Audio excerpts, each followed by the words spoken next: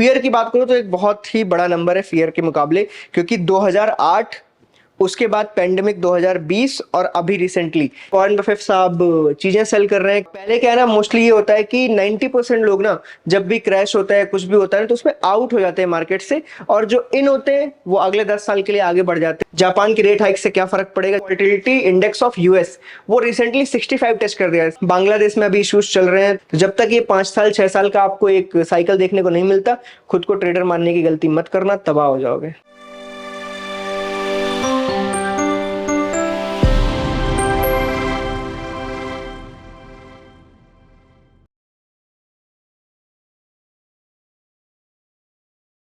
Hello everyone and welcome back to again. और market में बहुत हाहाकार मचा हुआ है, पब्लिक एकदम परेशान हो गई और आपको 50 वीडियो मिल गए हैं कि मार्केट क्रैश होने वाला है, ऐसा ऐसा चल रहा है, फलाना ढीमका चल रहा है। सारा कुछ कवर करूंगा और ट्राई करूंगा कि आपको एक सिंपल भाषा में समझा सकूं कि कितना आपको इससे डरना चाहिए, क्या क्या इन्वेस्टमेंट अपॉर्चुनिटीज हैं हमारे पास और आप इनको कैसे भुना सकते हो। बिकॉज सी पहले क्या है ना, मोस्टली ये होता है कि 90% लोग ना जब भी क्रैश होता है कुछ भी होता है तो उसमें आउट हो जाते हैं मार्केट से, और जो इन होते हैं वो अगले 10 साल के लिए आगे बढ़ जाते हैं। तो उस चीज को हम यहाँ पे ट्राई करेंगे कि हम सीख पाए और थोड़ा सा डरे नहीं। तो हम सबसे पहले एक चीज कवर करते हैं कि मार्केट में भी चल के रहा है। देखो, मार्केट में बेसिकली जो विक्स है, विक्स मतलब वोलेटिलिटी इंडेक्स ऑफ यूएस, वो रिसेंटली 65 टच कर दिया है। 65 बेसिकली अगर मैं बोलूं तो 65 वो नंबर है जो मतलब एक फियर की बात करूं तो एक बहुत ही बड़ा नंबर है फियर के मुकाबले, क्योंकि 2008, उसके बाद पेंडेमिक 2020 और अभी रिसेंटली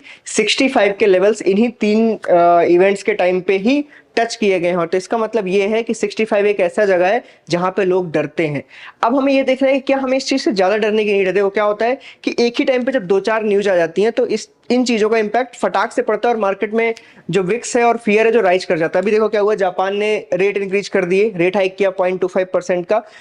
वहां भी देखो क्या है कि जापान ने बहुत जगह पे लोन दे रखे हैं जहां पे 0% लोन मिलता था।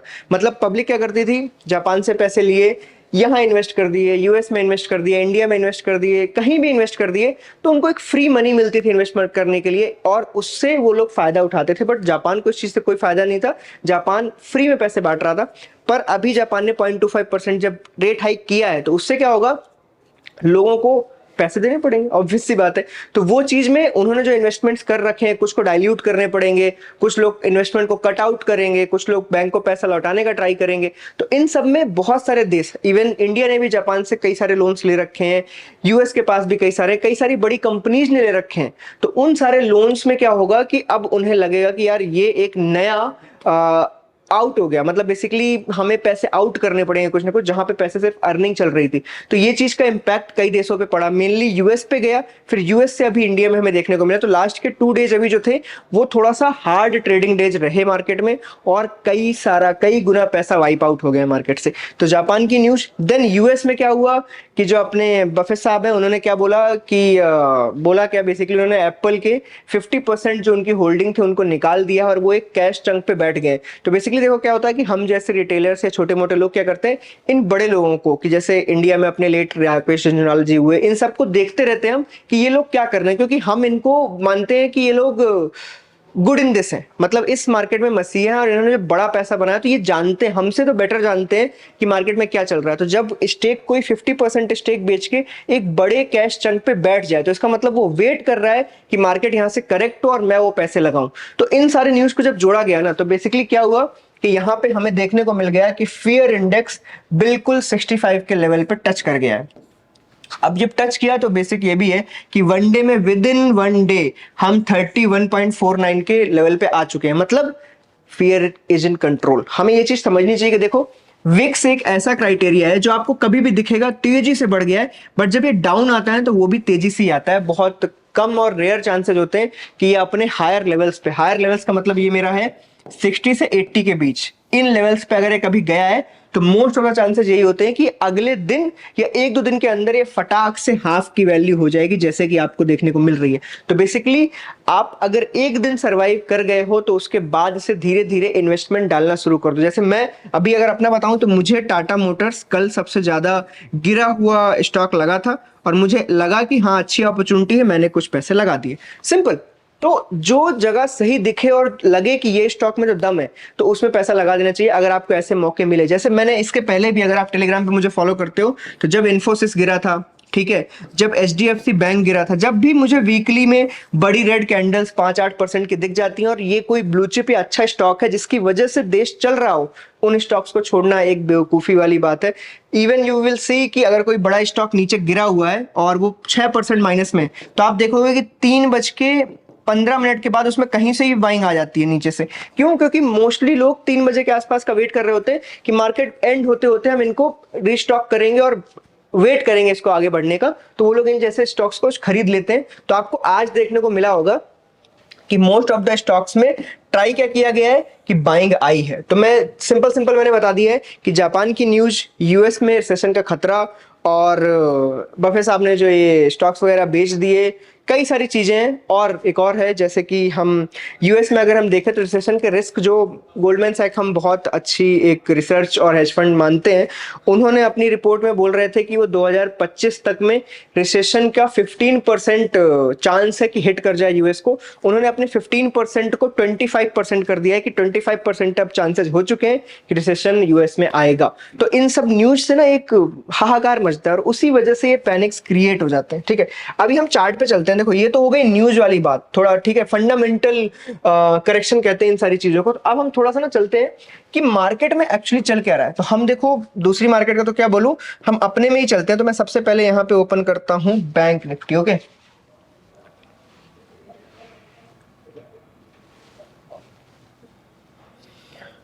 Bank Nifty. ओके, अगर हम बैंक निफ्टी का चार्ट देखें तो देखो, मैं नॉर्मली ट्रेंड में बिलीव रखता हूं। जब तक ट्रेंड बेंड नहीं हुआ है, डोंट थिंक अबाउट एनीथिंग। ठीक है, तो मैं सबसे पहले अगर मैं मंथली चार्ट लगा के देखूं, monthly chart is the highest time frame, highest का इससे भी बड़े हैं, बट अगर मैं हाईएस्ट टाइम फ्रेम मंथली को मानूं, तो उस बेसिस पे मुझे नहीं लगता कि अभी तक एज सच कुछ बहुत ही वैसा हुआ है कि हम ये माने कि क्रैश हो गया है। मुझे तो नहीं लग रहा, मुझे तो दिख ही नहीं रहा कहीं पे कि क्रैश जैसी कोई फीलिंग आ रही। बस ये हुआ है कि मार्केट में ये जो मंथली डोजी टाइप कैंडल बनी थी, उसका लो मार्केट ने ब्रेक कर दिया है। तो ऑब्वियस सी बात है कि मार्केट इसमें थोड़ा सा फॉलो थ्रू दिखा सकती है। और जो इस वाले मंथ की ओपनिंग का हाई था, इस वाले मंथ की ओपनिंग का हाई, आई थिंक मैं पेन को व्हाइट कर लेता हूं, येलो कर लेता हूं। ओके, तो मैं बेसिकली बोलूंगा कि इस मंथ का जो हाई है उसको टिक कर लेना। इस मंथ की ओपनिंग का जो हाई होगा वो इस वक्त एक अच्छे रेजिस्टेंस की तरह काम करेगा। क्यों? क्योंकि मार्केट ने उसके पहले वाले मंथ में, मतलब जुलाई मंथ में, कुछ खास मूव नहीं दिखाया है। और उसमें हुआ क्या है बेसिकली कि यहां पे हमें देखने को मिला कि मार्केट ने एक डोजी बनाई है। अभी जो नया मंथ स्टार्ट हुआ है वो बेसिकली डाउन साइड में जा रहा है, उसने डोजी का लो ब्रेक कर दिया है। तो मार्केट के पास एक छोटा सा डाउन साइड में जाने का सेंटिमेंट तो है। और उसके पहले का जो आप हम मंथ देख रहे हैं, उसमें बहुत वॉलेटिलिटी थी, मार्केट डाउन अप बहुत कुछ गया। तो बेसिकली ज्यादा से ज्यादा देखें हम, तो हमें ये दिख रहा है कि मंथली में कोई खास ट्रेंड चेंज नहीं हुआ, बट एक शॉर्ट टर्म के लिए हमें ये दिख रहा है कि जो मंथ का हाई है वो एक रेजिस्टेंस की तरह अभी बिलीव हम कर सकते हैं। बाकी आप देखोगे तो ट्रेंड एकदम इंटैक्ट है, ट्रेंड में अभी कुछ भी चेंज नहीं आया, क्योंकि ट्रेंड में चेंज तभी आएगा जब हायर हाई बनाते हुए मार्केट यहां पे हायर लो बनाए first time and then lower low continue करे, तभी जाके हम मानते हैं कि ट्रेंड चेंज हो गया। बट मंथली में ऐसा नहीं दिखता है, तो नो नीड टू पैनिक, आप आराम से ट्रेडिंग अभी कर सकते हो जैसे चल रही है। But this is monthly chart, no use for like 1 month और 2 मंथ ट्रेडिंग। तो हम सीधे चलते हैं वीकली में। ठीक है, अब वीकली चार्ट देखते हैं पहले। अब देखो, वीकली चार्ट में भी अगर मैं ट्रेंड वाइज बात करूं, लेट मी क्लियर, ये देखो ट्रेंड वाइज बात करूं तो यहां से ट्रेंड स्टार्ट हुआ। क्या आपको कहीं पे भी अभी ट्रेंड बेंड होते हुए दिख रहा है? I don't think so. मतलब मुझे तो यहाँ पे अभी एज सच कुछ भी देखने को नहीं मिला है। और एक आराम से एक चैनल चल रहा है जिसमें मार्केट अभी ट्रेड कर रही है और काफी टाइम से ट्रेड कर रही है, इवन फ्रॉम लाइक मिड 2022। ठीक है, 2022 के मिड के बाद से एक चैनल चल रहा है और उसी चैनल पे मार्केट चले जा रही है, चले जा रही है, चले जा रही है। तो वीकली में भी ऐसा कोई ब्रेकडाउन नहीं हुआ है। सो लेट्स थोड़ा सा एंटर करते हैं अंदर और देखते हैं क्या हुआ। यहाँ पे बस हम एक चीज नोटिस कर सकते हैं, बिल्कुल एक सिमिलर पैटर्न मैं आपको बताना चाहूंगा। ये कुछ टाइम पहले का है, मतलब जब 2023 की एंडिंग चल रही थी, लास्ट के जो मंथ थे, लास्ट के मंथ क्या बोलूंगा, मेनली दिसंबर की बात करूंगा मैं, तो यहाँ पे हमें लगभग साइडवेज मार्केट मिली थी, एक छोटी सी साइडवेज मार्केट 5 हफ्तों की, जहां पे मार्केट ने कुछ भी नहीं किया और ये एक टॉप एरिया में थी। उसके बाद मार्केट ने जब इसको ब्रेक किया ना, तो मार्केट ने एक वीक का और फॉलो थ्रू दिया एंड देन हम ऊपर की तरफ बुलिश कंटिन्यू हुए।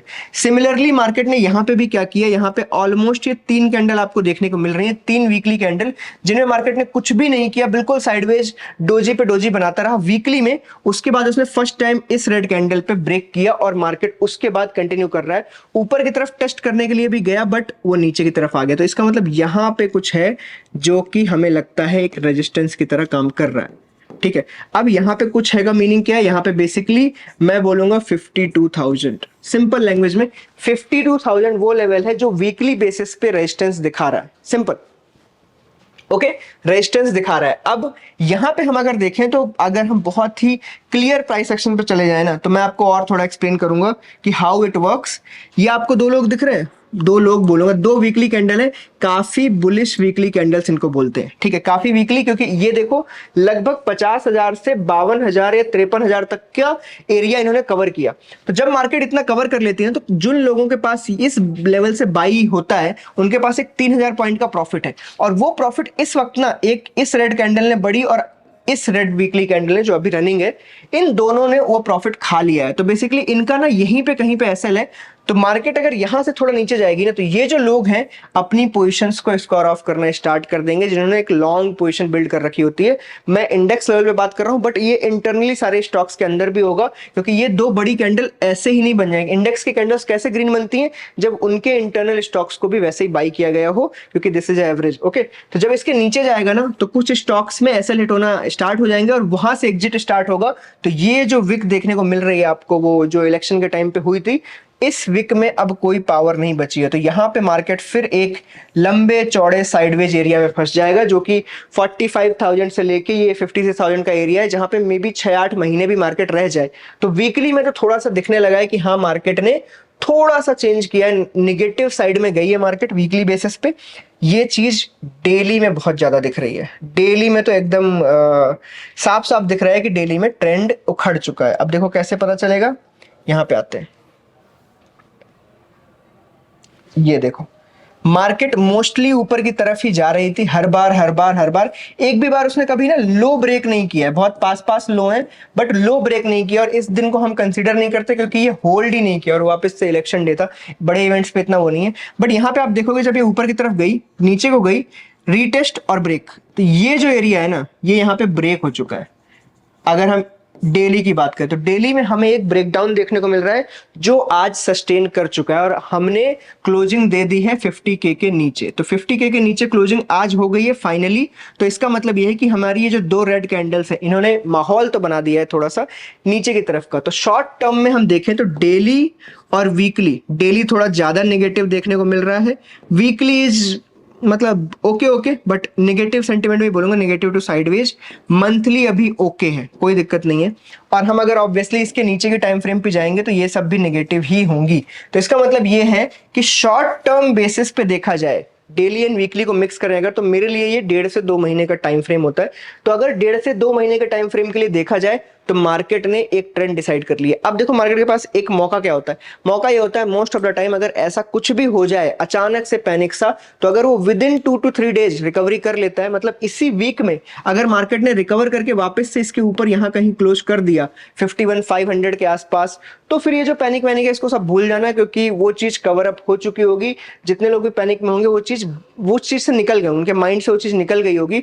मेनली देखो फियर ना यहाँ होता है, तो वो फियर जब तक यहाँ है तब तक ही मार्केट प्रेशर में रहेगी। हम मॉर्निंग में ऊपर आएंगे, ट्रेड देखेंगे, उसके बाद हमें लगेगा कि यार इसमें अच्छा प्रॉफिट चल रहा है, इसको बुक कर लेते हैं, थोड़ा सा मार्केट और गिर सकती है, फिर नीचे बाई कर लूंगा। यही एक डर वाली थिंकिंग की वजह से स्टॉक्स बिकते रहते हैं और मार्केट गिरती रहती है। बट अगर वही चीज बैक कर जाए वापस से 2 to 3 डेज में, तो लोग क्या है ना 1 से 2 डेज 3 डेज देखते रहते हैं, अगर मार्केट जल्दी जल्दी ना गिरे। तो उसके चक्कर में अगर मार्केट ऊपर आ गई तो वो होल्ड कर जाते हैं वापस से, जिसकी वजह से मार्केट ऊपर की तरफ वापस से सस्टेन कर जाएगी। तो मार्केट को अगर गिरना गिरना है तो तेजी से गिरना होगा, अगर बढ़ना है तो तेजी से बढ़ना होगा। 2-3 दिन में अगर रिकवरी कर गई ऊपर को मार्केट, तो हमारे पास ये लेवल अगेन मैं बोलूंगा 51,900 एंड 52,000 ये लेवल है। इसके ऊपर अगर मार्केट नहीं है तो आई डोंट थिंक सो कि आप बाइंग के साइड में देखें भी। साइड वेज टू बेरिश अपना एक मोमेंटम बना के चले फॉर नियर टर्म, मतलब 1 से 2 महीने के लिए, जब तक 51,900 या 52,000 ब्रेक नहीं करता ऊपर की तरफ। जब तक मार्केट उसको ब्रेक नहीं करेगा तब तक मार्केट के ऊपर जाने के चांसेस इस वक्त तो लो दिख रहे हैं। क्लियर है? और मंथली चार्ट ओवरऑल ग्रीन होने से कोई फर्क नहीं पड़ने वाला, क्योंकि मंथली की अगर छोटी छोटी भी रेड कैंडल्स 3 बन गई, मतलब ये 3 महीने निकल गए, तो आपका जो डेली और वीकली का यहाँ पे टेक्निकल एनालिसिस है वो काम कर चुका होगा। तो मैं अगर डेली वीकली बोलूं तो बेसिकली 1 से 2 मंथ एरिया, 1 से 2 month market sideways to bearish रह सकती है। क्लियर? और आपको देखो, मैं अगर क्लियर उसमें नंबर्स में बताऊं तो मेरे लिए नंबर्स ये हैं। देखो, पहले तो ये 2 दिन, ये जो 2 दिन 2 रेड कैंडल्स आपको दिख रही हैं, इनका हाई भी बहुत इंपॉर्टेंट है। ठीक है? अदर देन दैट मार्केट जब ये नीचे गिरी और ये रीटेस्ट किया, तो रीटेस्ट वाली जो वैल्यू है 52,000, ये बहुत इंपॉर्टेंट है। मुझे ऐसा लगता है कि बहुत लोग यहाँ पे कॉल बेच के बैठे होंगे। 52,000 का कॉल तो ऑलरेडी मंथली में बिक चुका होगा और पूरी ओआई वहां पे भर गई होगी। तो ये लोग परेशान तभी होंगे जब मार्केट इसके ऊपर जाएगी, अदरवाइज ये लोग बिल्कुल नहीं डरेंगे जीरो करने के लिए। और इस वक्त मुझे लगता है जो अगस्त मंथ एंड वाला भी ऑप्शन होगा 52,000 का, वो भी बिक चुका होगा। तो मार्केट को आप साइडवेज टू बेरिश ऐसा कुछ ही मान सकते हैं इसके नीचे। तो अब आपको इसका फायदा कैसे उठाना है, that's up to you. But मुझे ऐसा लगता है कि मार्केट को थोड़ा सा यहां से करेक्शन मिलने के चांसेस हो चुके हैं। ठीक है? और ये करेक्शन ना थोड़ा सा क्या बोलेंगे, टाइम बेस्ड भी हो सकता है। टाइम बेस्ड करेक्शन और आपको प्राइस बेस्ड करेक्शन का डिफरेंस बताता हूँ। प्राइस बेस्ड करेक्शन जहां पे प्राइस धड़ाम से गिर जाता है, दूसरा ये होता है टाइम बेस्ड करेक्शन, मतलब वो ना एक टाइम खींच देता है। मतलब जैसे कि मार्केट यहाँ पे है और मार्केट इसके बाद यही मूव करती रहे करती रहे करती रहे करती रहे, देन ब्रेकआउट करे। और ये जो करती रहे वाला एरिया में बोल रहा हूँ, हो सकता है 2 इयर्स। तो कई बार ऐसा आप स्टॉक्स में देखने को मिलता है, रिलायंस में देखने को मिला था एक टाइम फ्रेम पे, और कई सारे स्टॉक्स, अभी रिसेंटली एसआरएफ देख सकते हो आप, वो सब टाइम बेस्ड करेक्शन में चल रहे हैं जिनमें टाइम बर्बाद हो रहा है, स्टॉक कोई गिरा नहीं है। तो अब इसमें क्या होगा कि मार्केट भी ऐसे सिचुएशन में कई बार पीछे फंसी है। 2017, 18 या 2016 के टाइम पे देखोगे जहां मार्केट फंसी रहती थी और फिर ब्रेकआउट करती थी लंबा। तो वैसा कुछ भी हो सकता है आपके साथ, क्योंकि मार्केट ने अभी 2020 के बाद एक बड़ा ट्रेंड दिखा दिया है। तो मैं ये भी नहीं बोलूंगा कि मार्केट धड़ाम से गिर जाएगी, आपको टाइम बेस्ड करेक्शन देखने को भी मिल सकता है। ठीक है? अब इन्वेस्टमेंट अपॉर्चुनिटी, मैं यही बोलूंगा कि मार्केट अगर कभी भी आपको बड़ा गिराव में देखे, जैसे कि फॉर एग्जांपल जैसे ये था, देखो यहाँ मार्केट साइडवेज थी और ये एक डेली कैंडल है, मार्केट ने फटाक से रेड कैंडल बनाई, यहाँ पे आप इन्वेस्टमेंट कर सकते हो। बड़ी रेड कैंडल देखने को मिली, क्लोजिंग पे 3 बजे आप इन्वेस्टमेंट कर सकते हो और आगे जाकर हमेशा आपको ये प्रॉफिटेबल ही रखेंगे। तो मैं ये बोलूंगा कि जैसे वॉरेन बफेट साहब ने क्या किया है, अपने पास थोड़ा एक बड़ा चंक बचा के रखा है ना, तो आप भी, मैं ये बोलूंगा कि थोड़ा एक चंक बचा के रखो और इन बड़ी बड़ी गैप डाउन रेड कैंडल्स में, जैसे ये गैप डाउन हुआ और रेड कैंडल बनी, ऐसी कैंडल्स के एंड में आप इन्वेस्टिंग कर सकते हो। इन्वेस्टिंग के लिए try not to go for direct small caps. Okay? Try करो कि वो स्टॉक्स जो आंधी में भी खड़े रहे हैं, 30 सालों से मार्केट के अंदर हैं, उनमें पैसा आप लगा सकते हो। जैसे कल मुझे टाटा मोटर्स दिख गया था।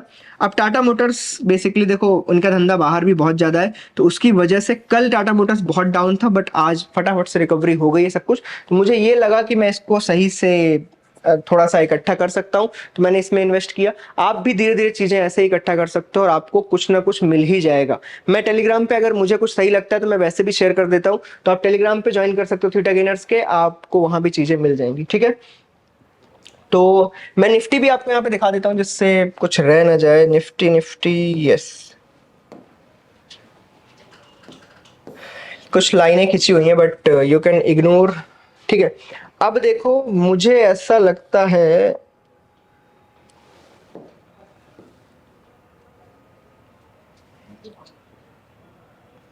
23,600 और ये, मुझे ऐसा लग रहा है कि मार्केट ना थोड़ा सा, ये जो एरियाज हैं इसमें प्रॉफिटेबल लोग बैठे हुए हैं। प्रॉफिटेबल लोग का मेरा बोलने का मतलब ये है, ये जो एरियाज हैं, ये जो 4 ग्रीन कैंडल आपको दिख रही है ना, इन लोगों के पास ना इनका लो कभी भी नहीं आया। आप देखो, इसने बाई किया होगा, इसका लो कभी टच नहीं, इसका एसएल कभी नहीं गया, फिर मार्केट ऊपर गई, इसका एसएल कभी नहीं गया, इसका एसएल कभी नहीं गया, इसका एसएल कभी नहीं गया। इसका मतलब है कि जो ये बंदा नीचे होगा, इसने अपना ट्रेल एसएल यहां तक ले गया होगा ये ऑलरेडी। ठीक है? दूसरा वाले बंदा अभी तक यहाँ पे ट्रेल एसएल ले आया होगा, तो ऑलमोस्ट ये टचिंग पे है, मतलब ये कॉस्ट टू कॉस्ट पे बंदे आने वाले हैं अगर इन्होंने यहाँ बुकिंग नहीं करी है तो। मोस्ट प्रोबेबली, ठीक है।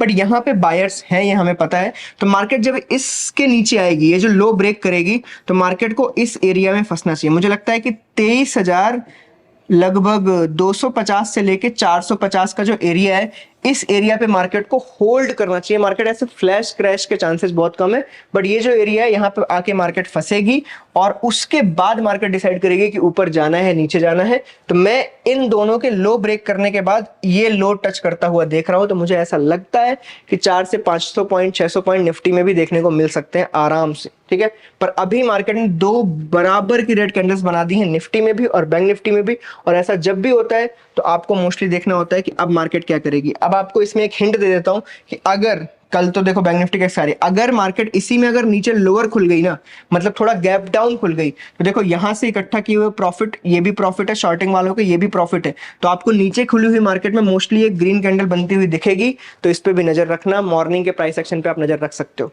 तो ओवरऑल मैं आपको बता दूं मैंने क्या क्या कवर किया। जापान की रेट हाइक से क्या फर्क पड़ेगा? जापान की रेट हाइक से कई सारे देशों में टेक्नोलॉजी कंपनीज में जहां जहां भी लोन्स चल रहे हैं, उन सबको एक इंटरेस्ट रेट पे करना पड़ सकता है, जिसकी वजह से उन्हें कुछ एसेट लिक्विडेट करने पड़ सकते हैं, कुछ भी करना पड़ सकता है, और उस चीज का इंपैक्ट पड़ेगा इकोनॉमी पे कैसे भी कैसे। दूसरा, जो यूएस में जो टेक्नोलॉजी कंपनीज हैं उनके जो रिजल्ट्स हैं वो सही नहीं आए हैं। अमेजोन के रिजल्ट्स ले लो, कई सारे रिजल्ट सही नहीं आए, तो उसकी वजह से भी क्या है, इंटेल के रिजल्ट्स भी अच्छे नहीं है। तो इन सब से टेक्नोलॉजी कंपनीज पे भी प्रेशर है। दूसरा, वॉरेन बफेट साहब चीजें सेल कर रहे हैं, कैश रिजर्व रख रहे हैं अपने पास। और क्या बोलेंगे, गोल्डमैन सैक्स भी जो उनकी रेटिंग्स थी वो 15% से बढ़ा के 25% रिसेशन की तरफ कर दी गई है। तो यूएस का इंपैक्ट बाकी देशों पर वैसे भी पड़ता है। दूसरा, बांग्लादेश में अभी इश्यूज चल रहे हैं, तो बांग्लादेश के इश्यूज से जो हमारा जो बॉर्डर है राइट हैंड साइड का, वहां पे जो कंपनीज रनिंग पे है, वहां पे जो पॉलिटिकल एजेंडाज हैं, उनकी वजह से भी थोड़ा सा कंपनीज और स्टॉक मार्केट पे इंपैक्ट पड़ता है। तो कई सारी ग्लोबल न्यूज एक साथ आ चुकी हैं, but you don't need to worry. आपको सिंपल इतना करना है कि डे एंड पे जब भी एक रनिंग रेड डे चल रहा हो बड़ा, 2%, 1.5%, 3% का, उस दिन एंड में आके जरूर कुछ ना कुछ बाई करें, एक्यूमुलेट करें, जो आपको आगे जाके प्लस करके ट्रेडिंग कर लेना। और ये जरूरी है, ये याद रखो। अगर आप टॉप पे बाइंग कर रहे हो ना, तो उसके बाद आपको बियर मार्केट भी देखनी पड़ेगी, क्योंकि 2020 से 24 तक हमने बहुत ही ज्यादा एक फुल बुलिश मार्केट देख ली है। तो थोड़ा सा जिगरा रखो, आपको ये भी देखना पड़ेगा, क्योंकि बियर मार्केट नहीं देखोगे तो आप अच्छे ट्रेडर नहीं बन सकते। बुल मार्केट में तो सबको यही लगता है कि वो बेस्ट ट्रेडर है दुनिया के, क्योंकि उनको ना, उन्होंने जो बाई किया है सब 100%, 50% रिटर्न दे रहे हैं। तो सबको लगता है हम तो बन चुके भाई ट्रेडर, पर बियर मार्केट से निकलने के बाद ही बन पाओगे। तो जब तक ये 5 साल 6 साल का आपको एक साइकिल देखने को नहीं मिलता, खुद को ट्रेडर मानने की गलती मत करना, तबाह हो जाओगे, ठीक है। चलो, अगर अच्छा लगा हो तो कल फिर मिलेंगे। वैसे tata bye bye and thank you.